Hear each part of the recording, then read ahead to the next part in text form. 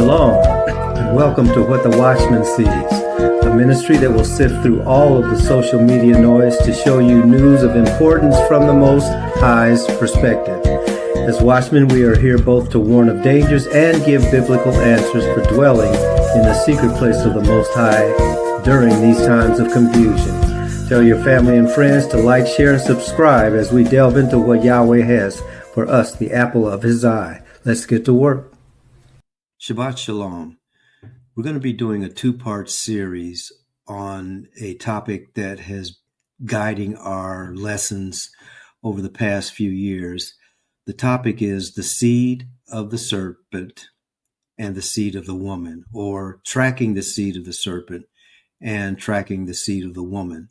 This all comes from the first book of the Bible, Genesis, in chapter 3, where the Most High speaks to the serpent after having confronted the serpent as to why the serpent did what was done with regard to the woman. The serpent was told that the seed of the serpent was going to bruise the heel of the seed of the woman, and the seed of the woman was going to bruise the head of the seed of the serpent. And that saga has been playing out throughout history up through present day. So the Most High wants us as His people to know that this warning that He gave us in Genesis chapter 3 is still in effect today, and we need to know who is who. So for our first iteration, we're going to be looking at the serpent of old, called Satan or the devil. It's not a person, it's a spirit. And that spirit is represented in the form of a serpent or a dragon. So we're going to be looking at how that dragon has been operating and why that dragon is doing what that dragon is doing, because it is affecting the entire world. There is another spirit called the seed of the woman. What we're going to be doing is looking at the seed of the woman as well. But one of the markers of the seed of the serpent is the marker of bringing death to every situation. The Most High is about life.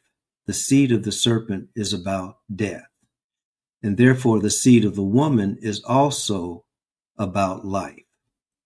So as that is playing itself out in our day and time, we're going to be looking for the next couple of hours at scriptures that are talking about that specifically. And we're going to be looking in this first session at two areas: genocide and ethnic cleansing, both of which are hallmarks of the seed of the serpent.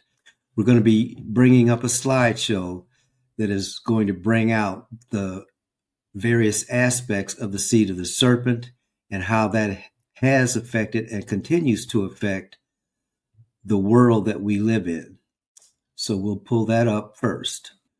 We're going to start first for this Shabbat with the ramifications of the seed of the serpent. So we're looking specifically at how the seed of the serpent, or the role that the seed of the serpent has been playing in the past several hundred years. Most of us understand that when we talk about the serpent, as Revelation chapter 12 indicates, and also at the very end of Revelation, that the seed of the serpent is called that old serpent, that serpent of old, who is called the devil and Satan. So we're actually talking about the negative exploits of this entity that is called Satan. We, in many ways, anthropomorphize Satan. In other words, we make Satan a personality that can fit into a red suit with a tail and horns. But in actuality, the seed of the serpent is a dragon.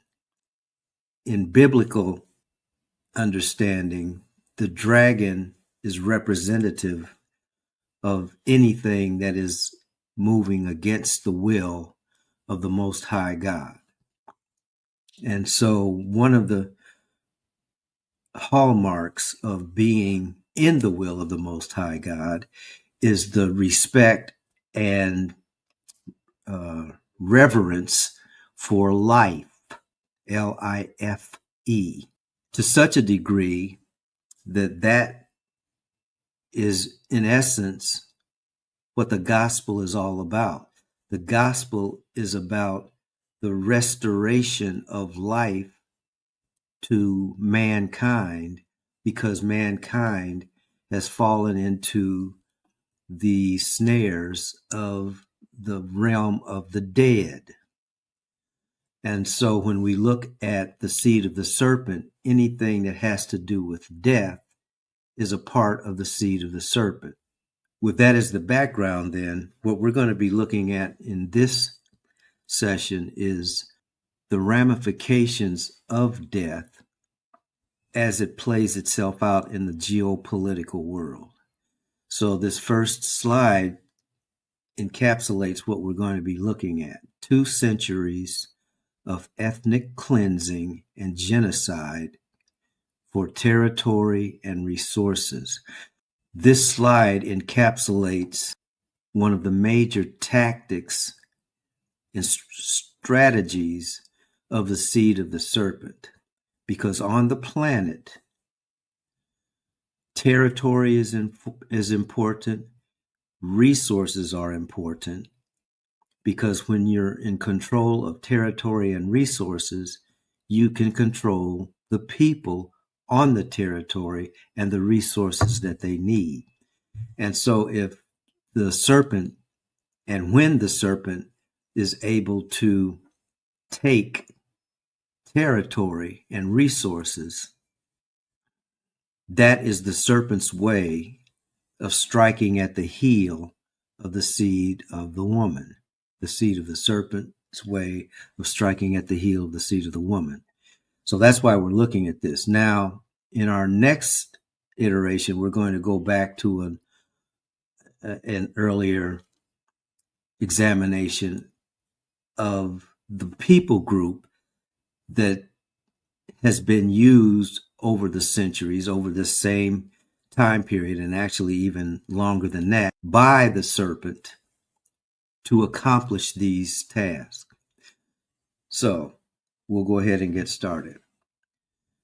Once again, it says 2 centuries of ethnic cleansing and genocide for territory and resources, specifically from the early 1800s up through present day.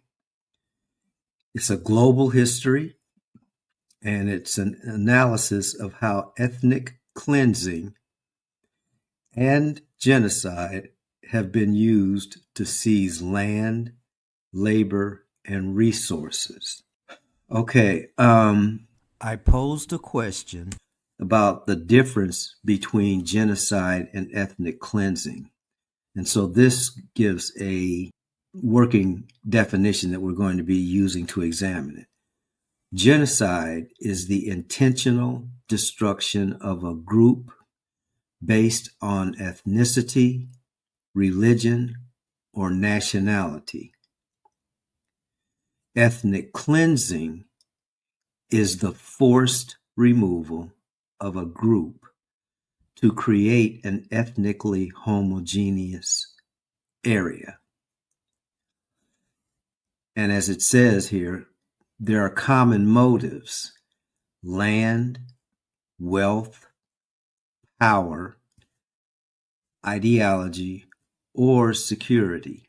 So when we're looking at those two, genocide and ethnic cleansing, they're not necessarily the same, but they have common purposes that lead to a common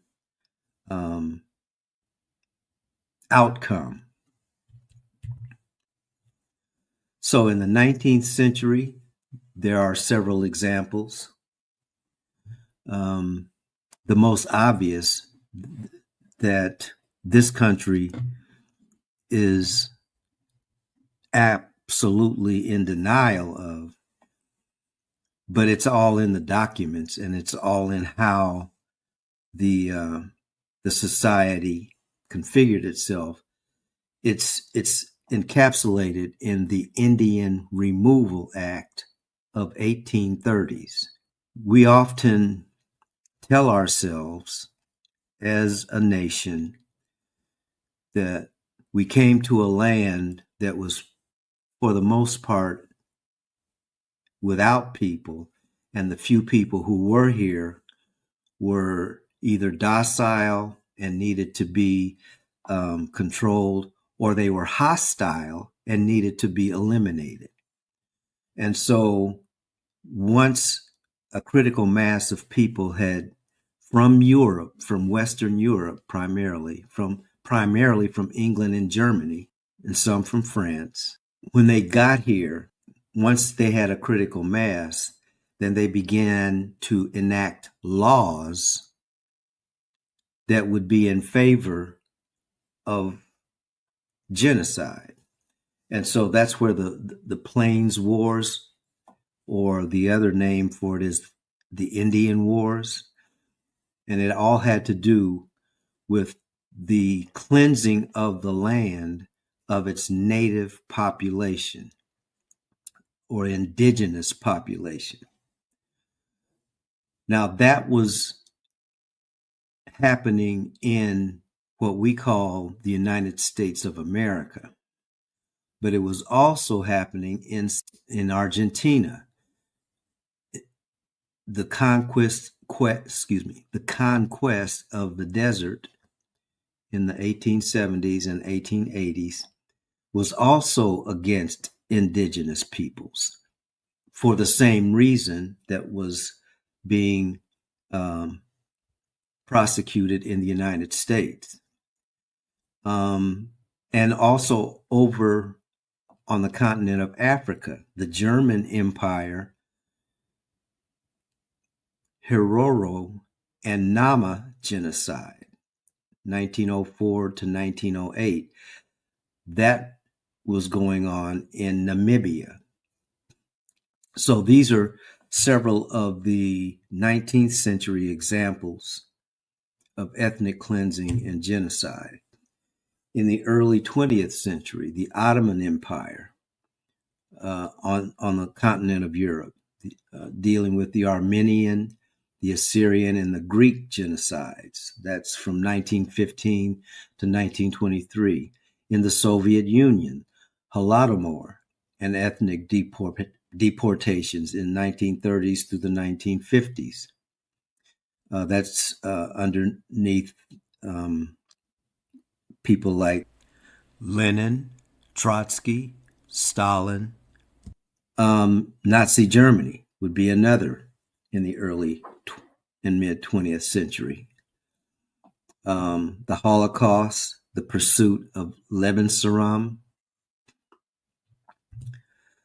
And then in the mid-late 20th century, 1945 to 1990, in China, the Tibetan and the Uyghur population. In Cambodia, during my middle 20s and into the 30s, the Khmer Rouge genocide, which happened right at the end of the Vietnam War. In Guatemala, back over in South America, the Maya massacres during a civil war of the 1980s. And then in Africa, the Congo, the Free State atrocities under Belgium. Others in the late 20th and early 21st century, Rwanda in 1994, 800,000 plus Tutsi and moderate Hutu were killed.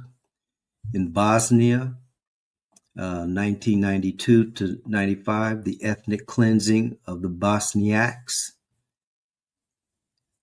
In the Sudan, Darfur area, 2003 to the present. That's over 20 years. the displacement of non-Arab groups, the Myanmar genocide from 2016 to the present, Rohingya expulsions.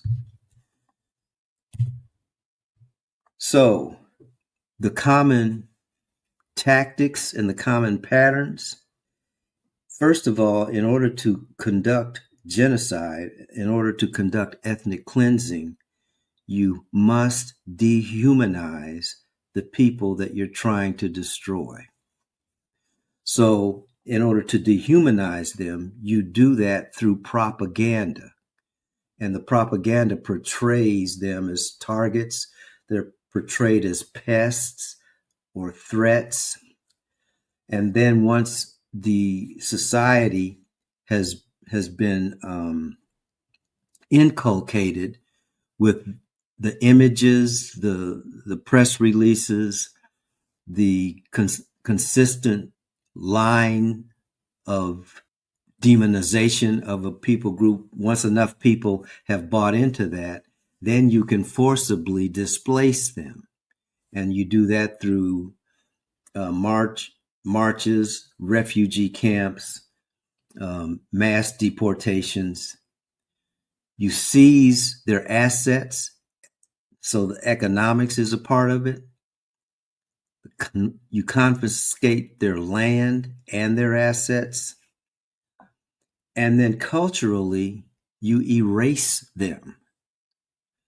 You ban their languages. You destroy their heritage. These are all common tactics and patterns when we're looking at what you do when you want to ethnically cleanse or commit genocide on a people group. So why do you do that? That's a question that sane people should ask. Well, one of the reasons is for resources. The people who are being displaced, the people who are being destroyed, are either living on land that is very fertile, that has the capacity to produce, whether it's food or minerals, precious metals, produce resources that will be of economic benefit to those who have their eye on them. So that's one of the major motivations. And to put it very bluntly, you have stuff that other people think they should have, even though it's supposed to be yours. Ideological purity, defending a culture or a nation, that's a motivation. Political control, and political control is almost always framed as security and safety or counterinsurgency. And it's always been fascinating to me how you can go into people's lands and call them insurgents. That's amazing that people actually buy that. It's like me coming into your house, and because you don't want me there and you try to kick me out, I say, you're the problem, so you need to be dealt with. So those are some of the underlying motivations. Globally, an estimated 200 plus million souls have either died or been displaced over the last couple of centuries. We're only talking about a short period of time here. So we could say that this is a modern day snapshot of ethnic cleansing and genocide. Population shifts occur when that happens across Europe, Africa, and the Americas. Now, the Americas we know most about because the people who are living in the United States of America are not the indigenous people. So the genocide and the ethnic cleansing have allowed for a completely different group of people to be here and then have the temerity to say, this is our land, and if you don't like it, then you have to leave. And they would say that to people who have been here for thousands of years. And then the emergence of international law. Now, this is a very tricky one, but society is always attempting to create a balance. So whenever things get out of balance, there's always some countervening activity or action to try to bring things back into balance. So when the Nazis were being held accountable for the genocide on the Jewish people in Germany, there were the Nuremberg trials. There's a convention called the Genocide Convention, or in more modern times, the International Criminal Court, the ICC. Those initiatives don't always carry the day. As a matter of fact, they hardly ever carry the day. They are attempts of balancing out the negative implications of genocide and ethnic cleansing. But those who are in power usually are in control of these international attempts. And so if the people in power were actually the ones propagating the genocide or the ethnic cleansing, then those entities become not only ineffective, but of no use to their original purpose. The United Nations should have been placed on this list as well, because the whole purpose of the United Nations is to stop those kinds of things from happening. But as we all know, that's not what is happening. So what can we learn in modern times? One of the things that we can learn is that the propensity for ethnic cleansing, the propensity for genocide is ever present, which is why it is a part of the seed of the serpent. As long as there is a serpent, there's going to be genocide, there's going to be ethnic cleansing, because that's what promotes death. And death, as any gun runner or banker will tell you, is very profitable. So the early warnings that the society can pay attention to has to do with hate speech, for instance. If you're living in a society that is embracing hate speech, such as the society that we live in, that is a society that is moving headlong into genocidal activity. And in the case of where we live, it's returning headlong to genocidal activity because it started out with genocidal activity. So hate speech, propaganda, demographic targeting. Well, what's demographic targeting? Voter suppression is an example of demographic targeting, focusing on people who have brown skin and are just walking down the streets and are able to be taken off the street with no legal recourse, is demographic targeting. The role of the media. At one point, the media was at least neutral in the sense that it would report on atrocities. Now the media's job is to support whatever the state or those who are in power are doing. So if those who are in power want to ethnically cleanse a neighborhood, then the media is going to be putting out stories vilifying the poorest in those neighborhoods, so that they can be driven out of those neighborhoods, and the neighborhood can be gentrified, and therefore the people who used to live there no longer will. So the media is very important in that process. NGOs, non-governmental organizations, we see those mostly in South America and on the continent of Africa, a little bit in some of the other places where there is conflict. You will find NGOs, non-governmental organizations, in the background making sure that the environment that is being set up is conducive for genocide and ethnic cleansing. And of course, if you can get the courts in your pocket, then you have a trifecta, and it's almost unbeatable. Because again, this is the seed of the serpent.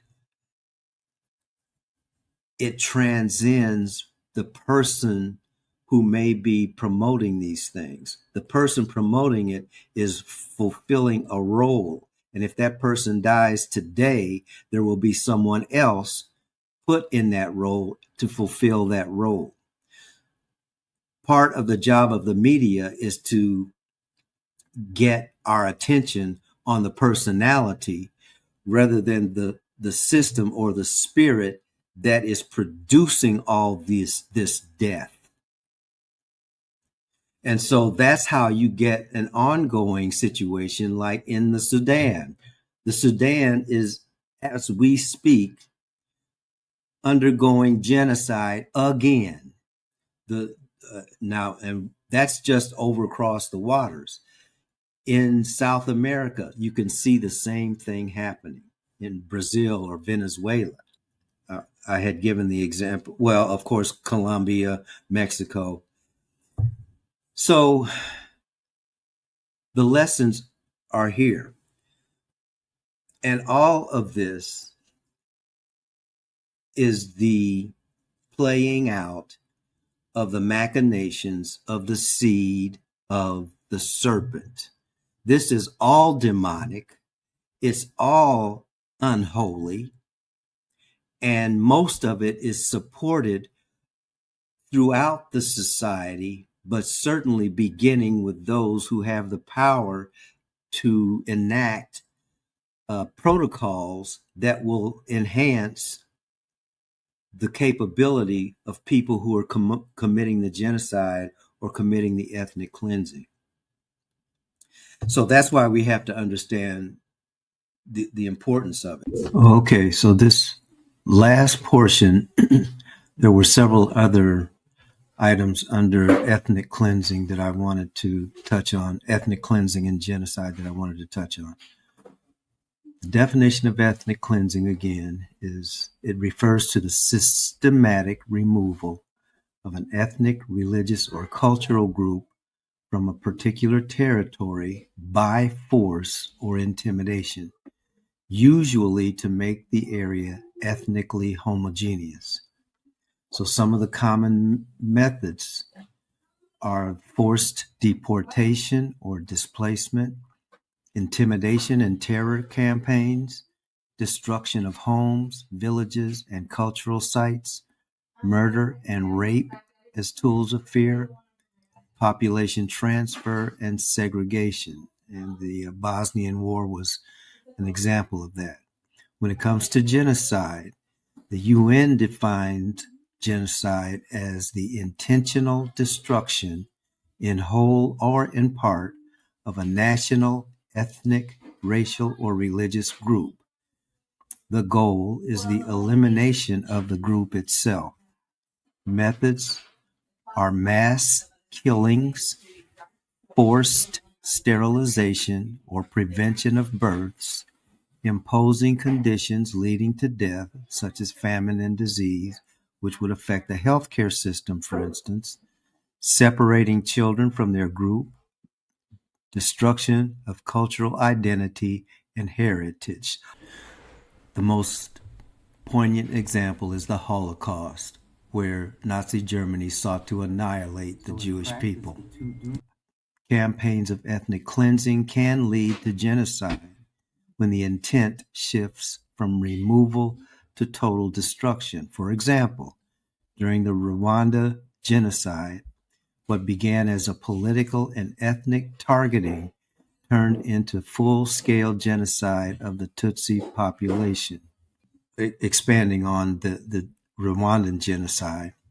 The colonial legacy and ethnic division, when it comes to the root cause, European colonial powers, first Germany, then Belgium, institutionalized ethnic differences between the Hutu and the Tutsi. Before colonization, the Hutu and Tutsi were social classes more than fixed ethnicities. Intermarriage and mobility between the groups were common. Under Belgian rule, identity cards were issued labeling every Rwandan as Hutu, Tutsi, or Twa, turning fluid social identities into rigid racial categories. This is a technique that is used over and over again, primarily by Europeans. So that's what I wanted to read. And just the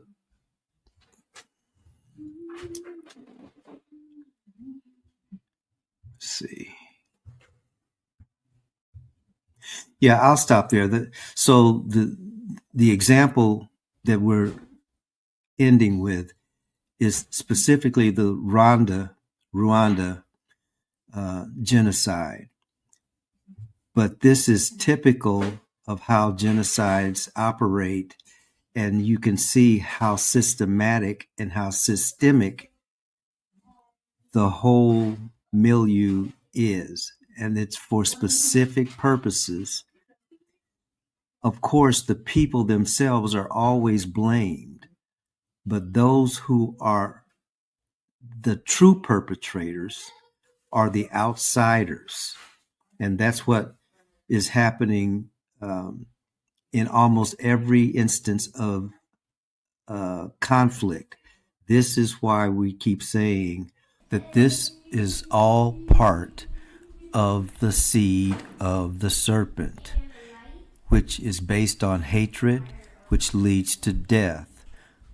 The seed of the woman has been given from heaven, the seed of love, which leads to life. And so if we are the seed of the woman, we need to be promoting life, not ethnic cleansing, and certainly not genocide. Father, bless you and keep you. Father, make his face to shine upon you and be gracious to you. Father, lift up his countenance upon you and give you his shalom.